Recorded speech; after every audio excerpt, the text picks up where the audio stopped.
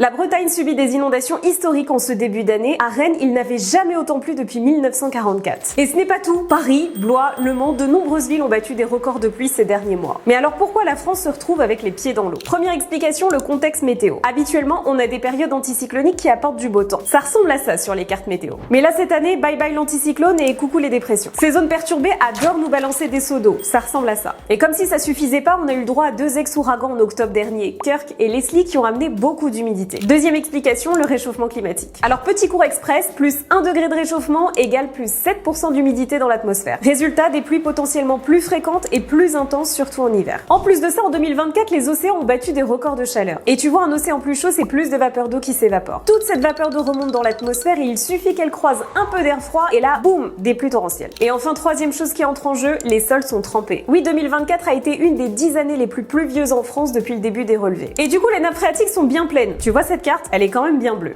Tu vois les sols, c'est comme ce verre plein. Si tu rajoutes de l'eau, ça déborde. Conclusion, quand il pleut beaucoup et longtemps, les cours d'eau n'en peuvent plus et l'inondation quasi assurée. Et si tu es concerné par une vigilance inondation, évite tout déplacement non essentiel. Déplace tes affaires à l'étage ou en hauteur, débranche tes appareils au rez-de-chaussée et bouche les ouvertures.